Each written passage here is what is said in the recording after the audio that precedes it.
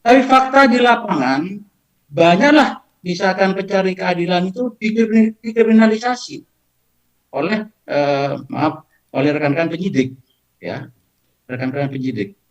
Bahkan karena dia dikriminalisasi, kami berjuang, nampaknya bahwa peran daripada penyidik cukup besar, sehingga nilai-nilai keadilan itu tidak bisa ditegakkan di proses penyidikan. Kami sebutkan tidak semua penyidik ya Pak, tapi banyak penyidik yang melakukan tindakan seperti itu.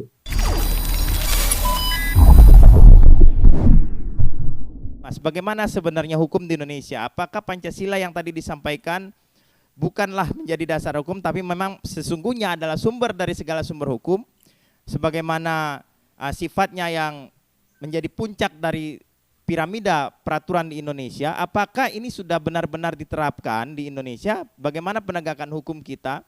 Apakah peraturan-peraturan di bawahnya, misalnya undang-undang dasar, undang-undang, peraturan pemerintah, pengganti undang-undang, peraturan pemerintah, sampai kepada peraturan-peraturan pelaksana lainnya, apakah memang sudah berdasarkan satu nafas Pancasila itu yang diharapkan oleh para pendiri bangsa kita, atau kira-kira bagaimana, Mas? Mohon pandangan Mas Sutrisno, silakan. Terima kasih Kang Grisman Damanik. Assalamualaikum warahmatullahi wabarakatuh.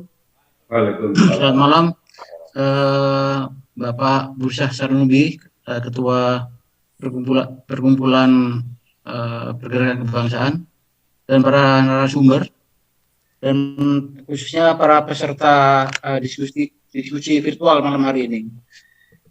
Terima kasih saya sudah diberi kesempatan untuk menyampaikan materi, berpartisipasi di dalam kesempatan diskusi virtual malam hari ini.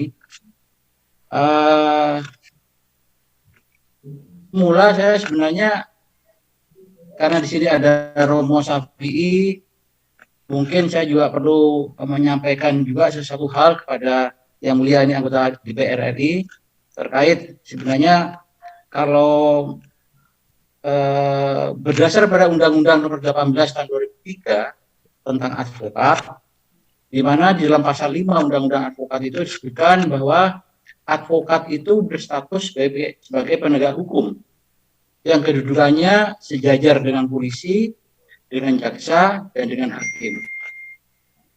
Nah, tentunya dengan adanya Undang-Undang Advokat ini, di mana advokat dikatakan sebagai penegak hukum, justru di dalam criminal justice system, kalau misalkan mata rantai kekuatan penegak hukum, ada 4 kekuatan penegak hukum ini terputus, maka sebenarnya penegakan hukum ini tidak akan berjalan sebagaimana yang diharapkan, baik oleh Undang-Undang Dasar maupun oleh masyarakat pencari keadilan. Dengan adanya Undang-Undang Advokat, sebenarnya undang-undang ini mensyaratkan agar dibentuk satu-satunya organisasi advokat. Jadi yang saya amati, kalau di kepolisian, di polisi itu ada lembaga atau institusinya adalah Kepolisian Republik Indonesia, jaksa itu ada Kejaksaan Republik Indonesia, kalau hakim itu ada Mahkamah Agung, nah kalau advokat ini ada PRADI, Perhimpunan Advokat Indonesia. Nah, sebenarnya peran daripada advokat di dalam proses penegakan hukum di Republik ini, dari hilir ke hulu, dia sangat berperan. Dari proses penyelidikan, masuk pada penyidikan, pada penuntutan, sampai pada persidangan, bahkan persidangan sampai di tingkat kasasi dan Mahkamah Agung pun, advokat ini berperan di dalam mencari, dalam menegakkan hukum, keadilan, dan kebenaran. Ya.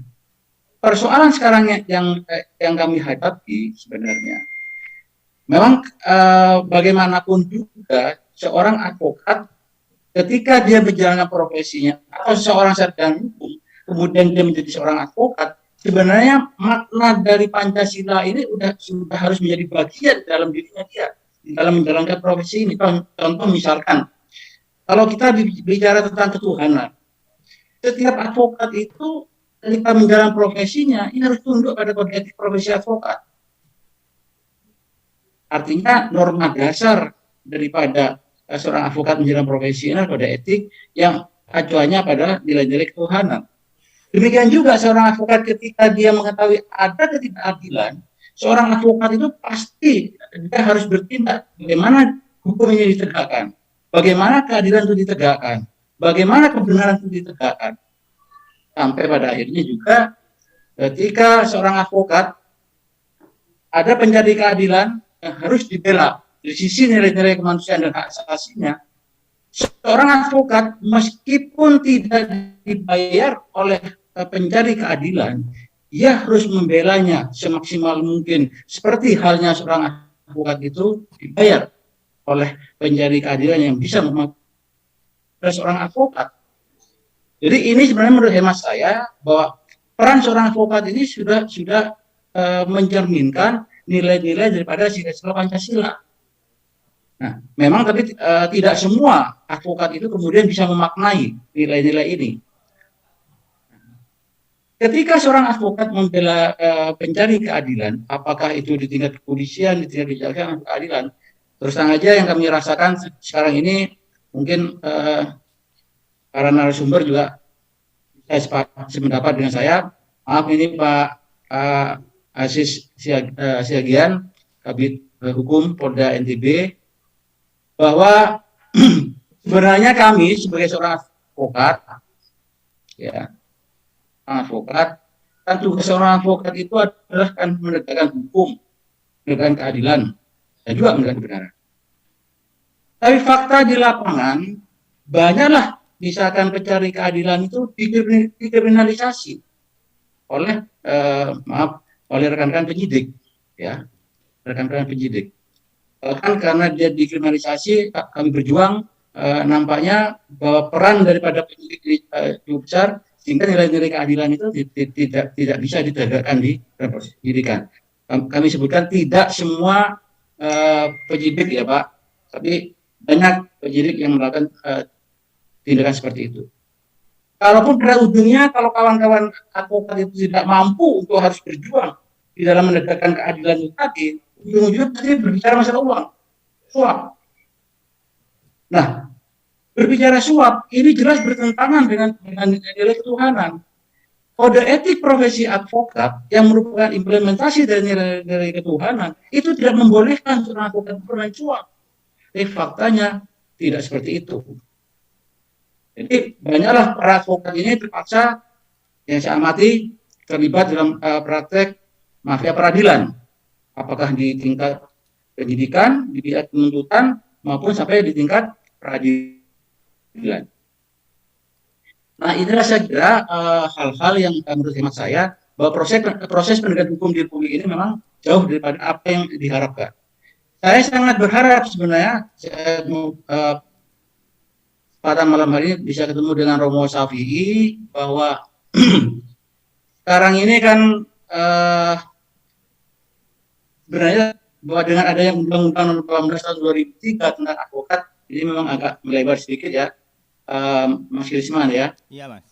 Bahwa sebenarnya Peradi itu merupakan satu-satunya organisasi advokat. Undang-Undang 18 tahun 2003 tentang advokat itu hanya mengakui satu organisasi advokat. Tapi faktanya di Republik ini udah puluhan organisasi advokat. Banyak organisasi advokat baru yang bermunculan. Tapi nampaknya pemerintah bahkan ini sebenarnya permasalahan ini dimulai oleh Mahkamah Agung, justru mereka juga melakukan pembiaran.